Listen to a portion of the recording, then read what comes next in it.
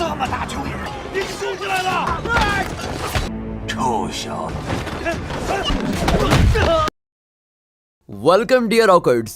Movie की शुरुआत दक्षिण के सौंग राजवंश के समय में होती है और इस समय मध्य के मैदानों में बाहर के देश लगातार हमला करते रहते हैं। तभी डी नामक एक विदेशी जनजाति मध्य मैदानों के एक शहर पर हमला करती है और उनके जंगली रूप होने के बावजूद भी उन्हें युद्ध की रणनीति इस्तेमाल करने का बहुत ज्ञान होता है और इसलिए सीधे शहर के दरवाजे को तोड़ने की जगह वो सैनिकों को अंदर भेजने के लिए बड़ी गुलेल का इस्तेमाल करते हैं। और फिर जब उड़ते हुए सैनिक शहर के दरवाजा खोल देते हैं तब बाहर के सैनिक शहर पर हमला कर देते हैं और इस तरह वो दुश्मनों को मार गिराते हैं। तभी जनरल विलिन चॉन के नेतृत्व में सौंग सेना दुश्मन को रोकने की कोशिश करती है, लेकिन दुश्मन की संख्या बहुत ही ज्यादा होती है जिसकी वजह से उनका दुश्मन से निपटना बहुत ही मुश्किल हो जाता है। और उनकी किस्मत अच्छी होती है कि ज़ैंग जुनबाओ नाम का एक व्यक्ति इस महत्वपूर्ण समय में शहर के सैनिकों की डी जनजाति के खिलाफ लड़ने में मदद करता है। जुनबाओ हुजी मार्शल संप्रदाय का छात्र होता है जो लड़ने में काफी अच्छा होता है और जिसकी वजह से बहुत ही आराम से दुश्मनों को हरा देते हैं। और इस युद्ध में वो अकेला नहीं लड़ता, उनसे लड़ने में मार्शल संप्रदाय की शिमी नामक एक लड़की उसकी मदद करती है जो कम उम्र होने के बाद भी लड़ने में बहुत ही अच्छी है। और युद्ध जारी रहता है, लेकिन जुनबाओ की मदद से सौंग सेना की जीतने की उम्मीद बढ़ जाती है। लड़ाई चली रही होती है कि दुश्मन सेना की एक महिला योद्धा लिन चॉन को लड़ाई के लिए चुनौती देती है। अब ये देखकर कि लिन चाओ को अपने दुश्मन से लड़ने में थोड़ी परेशानी हो रही है, जुनबाओ उसकी मदद करने का फैसला करता है। और फिर कुछ देर बाद लड़ने के बाद वो महिला योद्धा अचानक से पीछे हट जाती है और वो इसलिए पीछे हट जाती है क्योंकि वो जुनबाओ से लड़कर जीतने के लिए वहां नहीं आई थी। उसका असली मिशन वहां से कुछ चुराना होता है और जब वो ऐसा कर लेती है तो वो सीधा डी जनजाति के सरदार जिसका नाम प्रिंस डी होता है उसके पास जाती है और उस चीज को उसको दे देती है। उसमें एक लंबी चाबी होती है जिसकी मदद से वो राक्षस संप्रदाय के गुरु को आजाद कर सकते हैं। और वास्तव में प्रिंस डी के हमला करने के पीछे यही राज था कि वो जुनबाओ से चाबी चुरा सके, जिस चाबी की जिम्मेदारी जुनबाओ को दी गई थी। और अब क्योंकि प्रिंस डी को वो चाबी मिल चुकी है जिसके लिए वहां पर आया था, तो प्रिंस डी अपनी सेना को पीछे हटने का आदेश देता है। लेकिन जब वो सभी वापस जा रहे होते हैं तो दो योद्धा वहां से निकलने से पहले शिमी को अपहरण कर लेते हैं और तभी जुनबाओ को शिमी की पुकारने की आवाज आती है। और जैसे उसको पता चलता है कि उसका अपहरण हो गया है, वो एक घोड़े पर छलांग लगाता है और उनका पीछा करते करते एक जंगल में पहुंच जाता है। उस जंगल का नाम फॉरबिडन होता है, लेकिन फॉरबिडन जंगल के अंदर जाने की कुछ देर बाद ही जो दो योद्धा शिमी का अपहरण करके ले जा रहे थे उनके घोड़े अचानक से रुक जाते हैं और डर की वजह से अपने पिछले पैरों पर उछलने लगते हैं, जिसकी वजह से वो दोनों नीचे गिर जाते हैं। अब कुछ समय में पता चल जाता है कि क्यों घोड़े डर रहे थे। वहाँ पास ही में एक बड़ा सा जीव उनका पीछा कर रहा होता है। जंगल पूरी तरह से शांत होता है, कोई भी आवाज नहीं आती और वो दोनों उस जीव के सामने आने का इंतजार कर रहे होते हैं। लेकिन तभी उनमें से एक जमीन के अंदर खींचा चला जाता है। वो एक बड़ी कैटरपिलर होती है जिसका निशाना अब आखिरी बचा हुआ सैनिक होता है।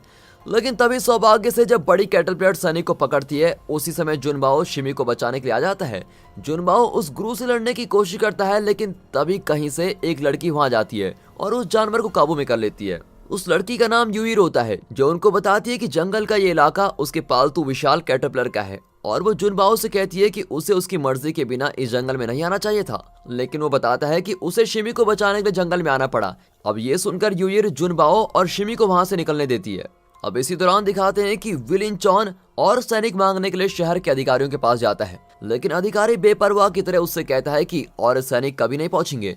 और ली चॉन ये बात सुनकर बड़ा ही चौंक जाता है। फिर वो अधिकारी को अपनी उस परिस्थिति को समझाने की कोशिश करता है जिससे वो अभी सामना कर रहे हैं, लेकिन वो अधिकारी कहता है कि अगर वो अपने शहर को भी बचा भी ले, लेकिन अगर भविष्य में दुश्मन फिर से हमला करते हैं तो वो उससे बच नहीं पाएंगे। और फिर अधिकारी उसकी बात नहीं सुनता, बल्कि वो उससे और भी नाराज हो जाता है क्योंकि लिन चॉन उसके दोपहर के खाने के बीच में आ गया है। और फिर अब यहाँ से लिन चॉन समझ जाता है कि वो अधिकारी उसकी बात नहीं सुनेगा और फिर उनको बिना परेशान किए वो वहां से चला जाता है। अब वो मदद तो नहीं कर सकता, लेकिन राज्य की भयानक स्थिति के बारे में सोचकर बहुत ही डर रहा होता है। और फिर जुनबाओ लिन चॉन से मिलता है और उन्हें थोड़ी वाइन पीने के लिए देता है। वो दोनों बचपन के बहुत ही अच्छे दोस्त होते हैं। जुनबाओ को बचपन से ही मार्शल आर्ट्स के कॉलेज में जाना था, जबकि लिन चॉन को सेना में।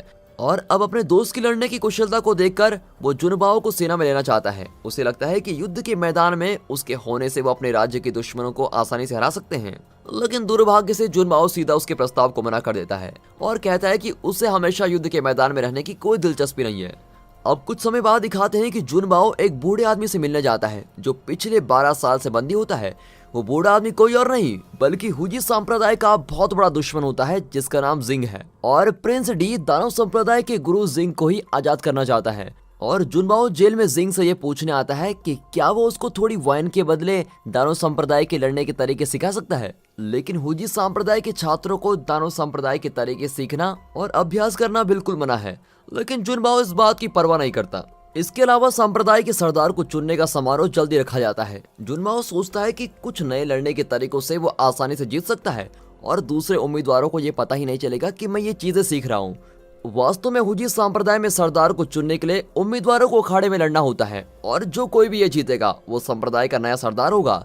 और जब चुनने का दिन आता है तो एक दूसरा छात्र सरदार बनने के लिए सबसे ज्यादा योग्य होता है, खासकर जब वो दूसरे प्रतियोगियों को आराम से हरा देता है। लेकिन जैसे ही वो उसे अपना सरदार चुनने वाले होते हैं, जुनबाओ वहां आखिरी समय में आ जाता है और प्रतियोगिता को जारी रखता है। जुनबाओ को अपने प्रतिद्वंदी को हराने में ज्यादा मेहनत नहीं करनी पड़ती और वो अपनी नई राक्षसी स्किल से प्रतिद्वंदी को आराम से हरा देता है। तभी संप्रदाय के गुरु बूढ़े उसकी इस टेक्निक को पसंद नहीं करते। वो उसको इस टेक्निक का इस्तेमाल करने के लिए बहुत ही डांटते हैं और उसे चेतावनी देते हैं कि वो अब कभी भी दानव संप्रदाय के तरीकों को सीखने की कोशिश नहीं करेगा।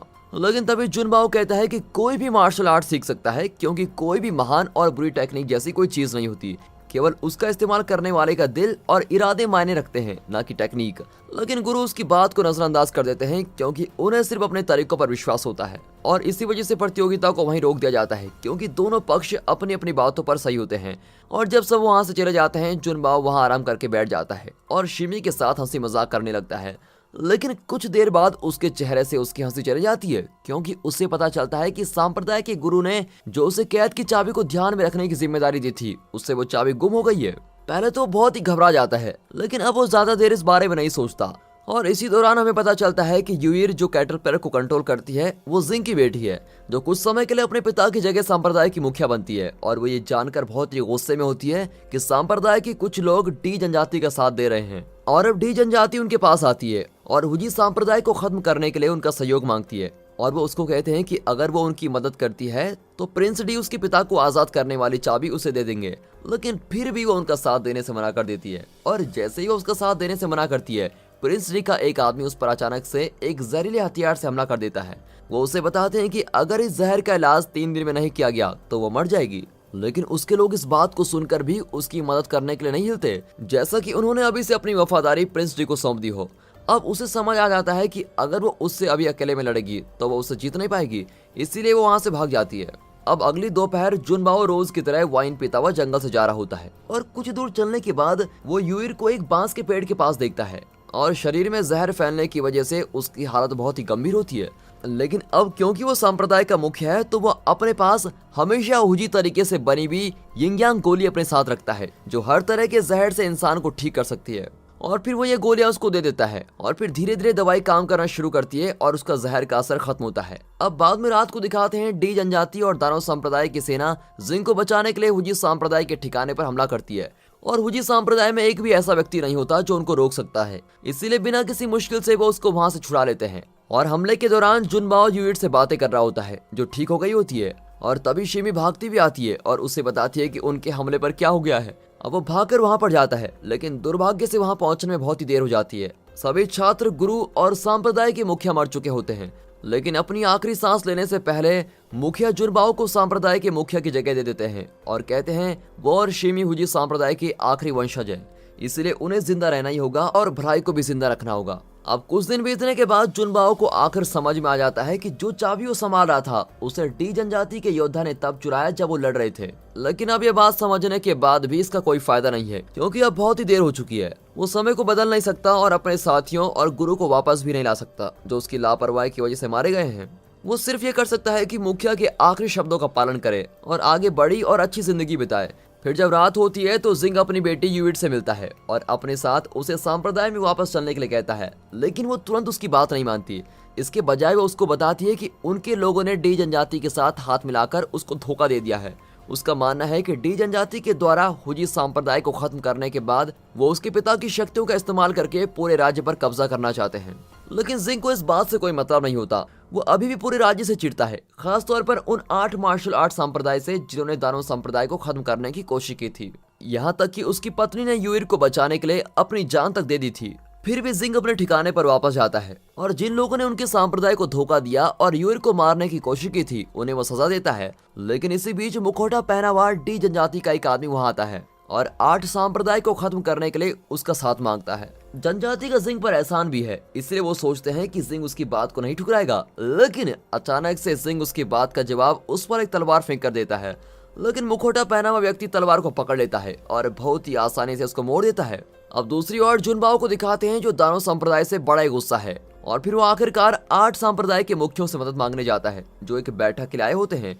हालांकि उन्हें शुभकामनाएं देने के बाद वो वहां आने का असली कारण बताता है, जिसे सुनकर 8 मुखियों में से कोई भी उसकी बात का जवाब नहीं देता। और ऐसा इसलिए होता है क्योंकि जिंग उन सभी को मार चुका है और वो अचानक से जुनबाओ के सामने आता है और फिर गुस्से में जुनबाओ दानव संप्रदाय के मुखिया पर हमला कर देता है और वहाँ लड़ाई शुरू हो जाती है। और जैसे ही वो जिंग से हारने वाला होता है यूर उसकी लड़ाई रोक देती है और अपने पिता को बताती है कि जुनबाओ ने उसकी जान बचाई थी।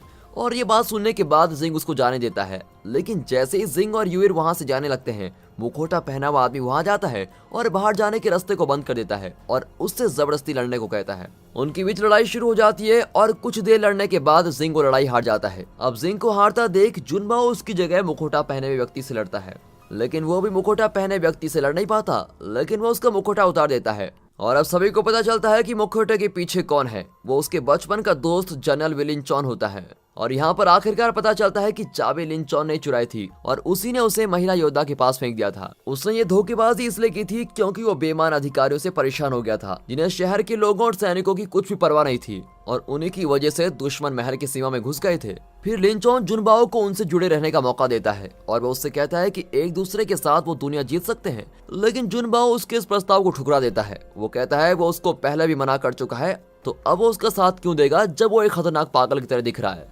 तभी शिमी भी लिंचॉन से नाराज होती है। वो उसको मारकर उसका मुंह बंद करना चाहती है, लेकिन दुर्भाग्य से वो उसके हमले को बहुत ही आसानी से रोक देता है। वो उसका गला दबाता है और उस बेचारी बच्ची को जहर दे देता है। अब ये देखकर जुनबाओ उसकी मदद करने की कोशिश करता है और लिंचॉन को लगातार मारता है, लेकिन इसका भी कोई फायदा नहीं होता, बल्कि लिंचॉन उसको हरा देता है।